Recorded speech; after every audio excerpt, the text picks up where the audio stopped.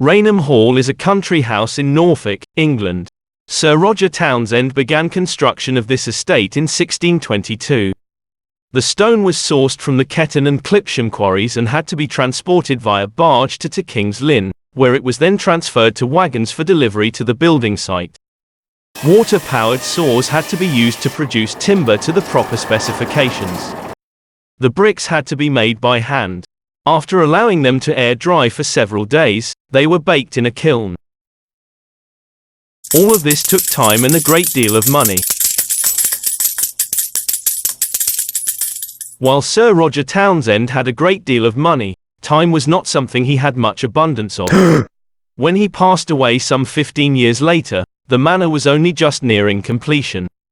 The task of completing this construction would fall to Sir Roger's son, Horatio, the new Viscount of Raynham. For nearly 400 years, this stately country manor has belonged to the Townshend family. The manor sits on some 800 acres of land. The building itself is 3 stories tall and covers 23,000 square feet.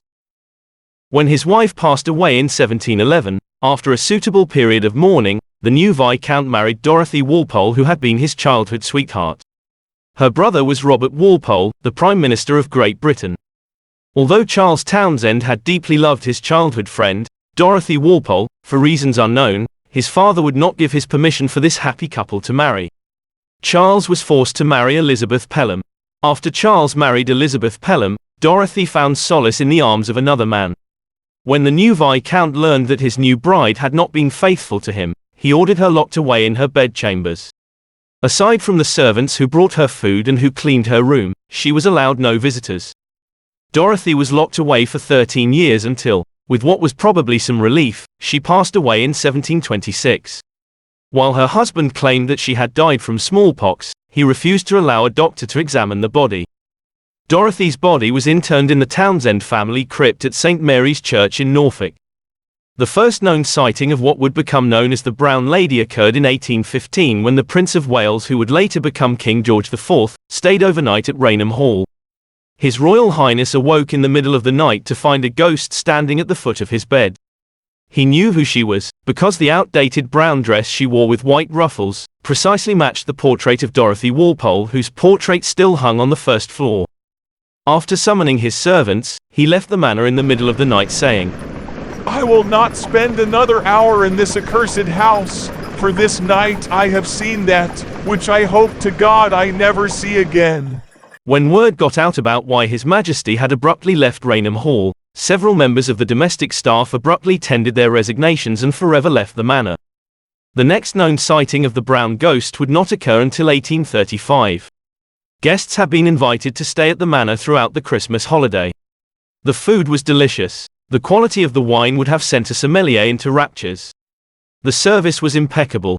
The metaphorical fly in the soup bowl occurred when several guests reported having seen the ghost of a woman wearing an old-fashioned brown dress. One of the diners, a Colonel Loftus, described the ghost as having had empty eye sockets that were dark in a glowing face. As with the last round of quittings, after the servants again heard the news, several abruptly gave their notice and left the manor.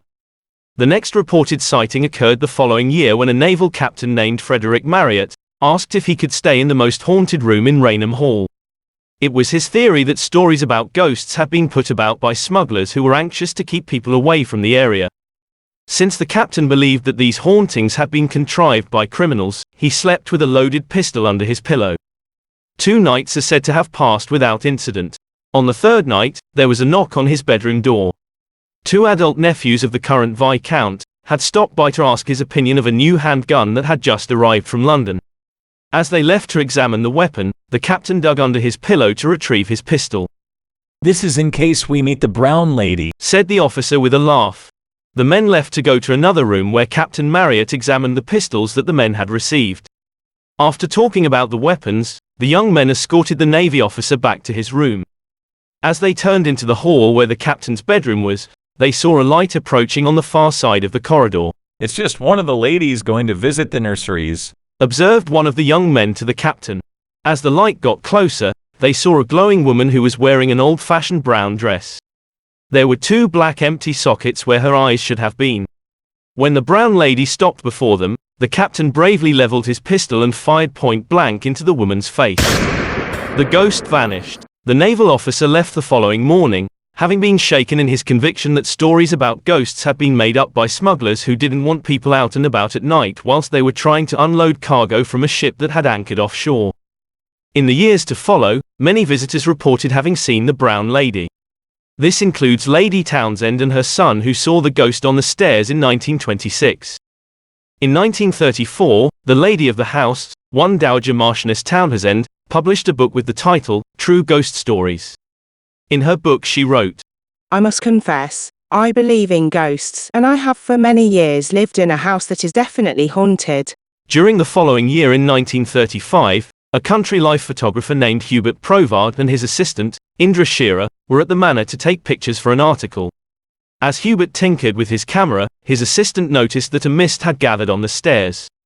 As the mist took on the form of a woman, he alerted the photographer, who quickly took the cap off the camera lens while his assistant pressed the flash trigger. This picture was the result. It first appeared in the December 26, 1935 edition of the magazine. The picture proved to be so popular that the magazine ran it again in the January 4, 1936 edition. This image is considered to be one of the most famous ghost photographs to have ever been taken. The negative is still held in the Country Life's archives. Shortly after the picture was taken, paranormal investigator, Harry Price, interviewed both men and concluded that neither of these individuals had conspired to deceive the public. Skeptics have claimed that this picture must have occurred as a result of a double exposure and that a living person must have been on the stairs when the picture was taken. Others have noticed a likeness between the shape of the ghostly figure and a statue of the Virgin Mary that had also been in the manor. Having read about the events at Raynham Hall at his office in South Kensington, Dr. Nador Fodor was intrigued by the story of the brown ghost. The doctor was a Hungarian-trained lawyer who was also the chief ghost hunter for the International Institute for Psychical Research. As a psychoanalyst who was a contemporary of Sigmund Freud, the doctor had theorized that ghosts were a subconscious manifestation of internal conflicts as opposed to being autonomous entities. This theory had not endeared him to the paranormal press. The Weekly Psychic News had accused him of being far too cynical about supernatural events. It also accused him of being unkind to mediums.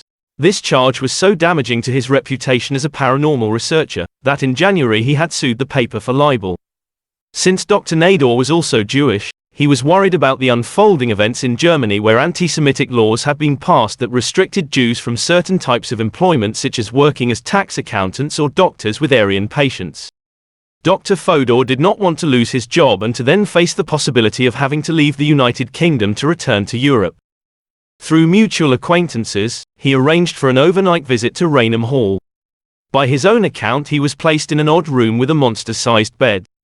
That night he heard a series of thudding and rolling noises that sounded as though someone was moving heavy furniture on casters across the floor of the room overhead. He also heard the curious sound of clanking pots and pans. In the morning, when the doctor asked the butler about the noise that he had overheard, the butler explained that this noise may have occurred because a 90-year-old woman had arrived late in the night. Although Nador had wanted to interview the woman, her late arrival had quite exhausted the elderly lady, who was sadly still asleep. Since the doctor had another appointment, he had to leave the manor without having had the time to further investigate the curious noises that he had heard. He later wrote to Lady Townsend to ask about the noises he had heard, coming from the overhead room. When the Dowager Marchioness pursued her own inquiries, she found that the room in question had been empty. The old lady, as it turned out, had been placed in an adjacent room.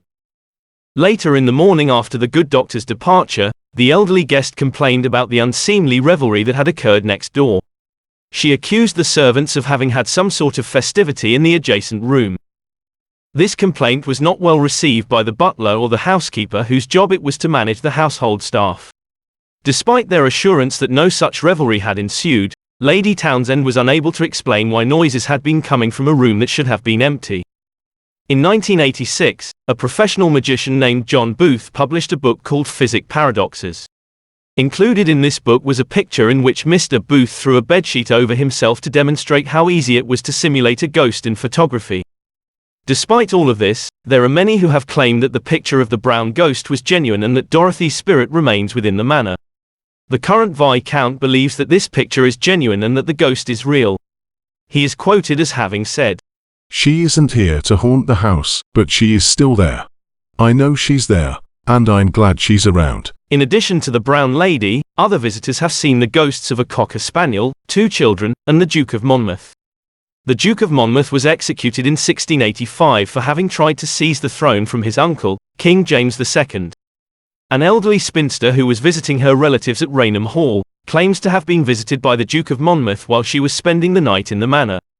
She said that the ghost appeared at the foot of her bed. As she regarded the Duke, the ghost, who was fortunately not headless, bowed to her prior to vanishing. By all reports, the old woman claimed that the experience was both flattering and agreeable. As for the brown ghost of Raynham Hall, reports of sightings have dwindled since 1935. Some say that she now haunts her childhood manor in Horton, where she has been spotted as her younger and happier self. So what do you think about the brown ghost? Was she real, or was she just a figment of everyone's imagination? Please share your thoughts in the comments below. If you liked this video and would like to see more content, please click on the like and subscribe buttons.